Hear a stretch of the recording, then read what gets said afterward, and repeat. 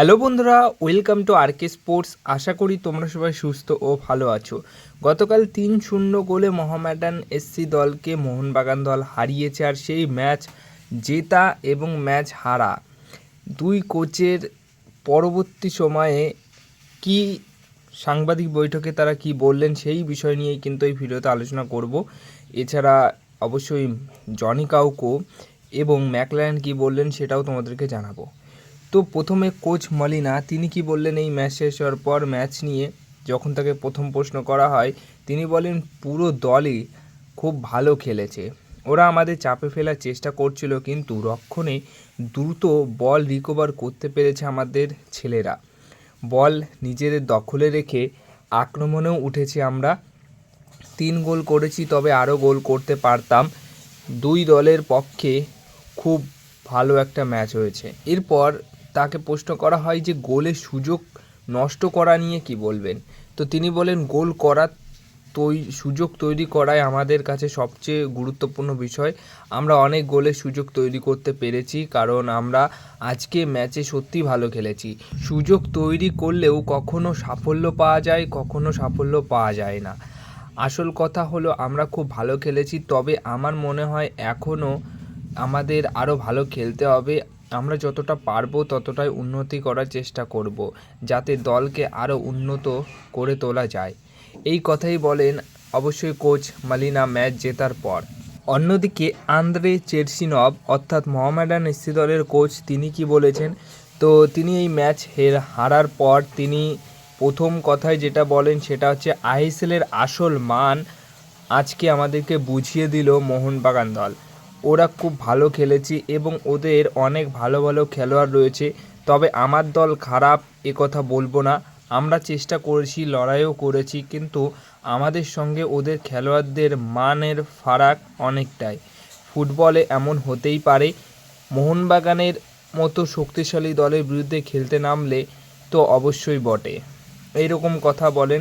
এছাড়া অবশ্যই তাকে প্রশ্ন করা হয় যে এই ম্যাচ থেকে কোথায় কি শিখলেন, কোথায় কি ভুল ত্রুটি হয়েছেন, সব বিষয় নিয়ে কি বলবেন। তো তিনি বলেন সব দিক থেকেই আমরা উন্নতি করতে হবে, আমাদের আরও শক্তিশালী হতে হবে এবং পারফরমেন্সের মানও বাড়াতে হবে।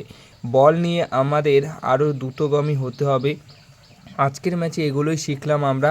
ফিটনেসের দিক থেকে আরও উন্নতি করতে হবে আমাদের।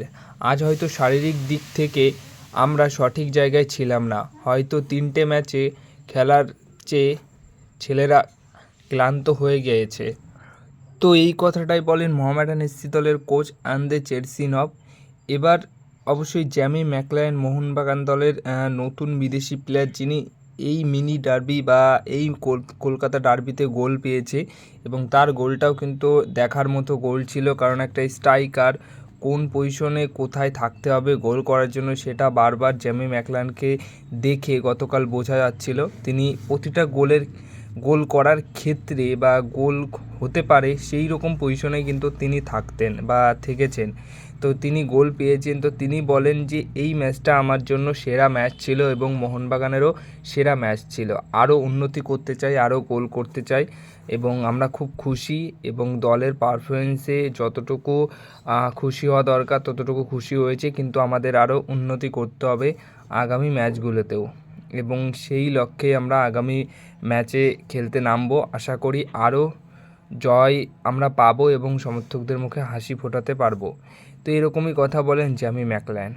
এবার সবশেষে যে বিষয়টা শেয়ার করব, গতকাল কিন্তু ইন্টারকাশি দলের ফুটবলার জনি কাউকো বা মোহনবাগান দলের প্রাক্তন ফুটবলার, গত বছরই যুবভারতী ক্রীড়াঙ্গনে অনেক ম্যাচ খেলে গেছেন। তো সেই যুবভারতী ক্রীড়াঙ্গনে মোহনবাগান দলের ফ্যান হয়ে এবার জনি কাউকো কিন্তু মোহামেডানের বিরুদ্ধে যে মোহনবাগানের ম্যাচটা গতকাল হয়েছে সেই ম্যাচটা দেখতে এসেছিল এবং সেই ম্যাচ দেখার পর তিনি কিন্তু যে কথাটা বললেন সেটা হচ্ছে যে অবশ্যই মোহনবাগান দলের এই জয়টা দরকার ছিল। মোহনবাগান দল কত বড় দল সেটা তারা এই ম্যাচ থেকেই বুঝিয়ে দিল।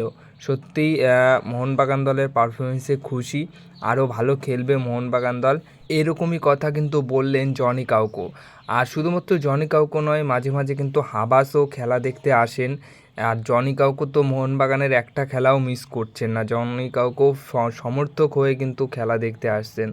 আর জনি কাউকে সেভাবে প্রথম থেকে আমরা দেখিনি যে তিনি খেলতে আসেনি, কিন্তু পরবর্তী সময় যখন স্টেডিয়াম থেকে বের হচ্ছিল তখন কিন্তু তাকে দেখা গেছে যে তিনি খেলা দেখতে এসেছিলেন।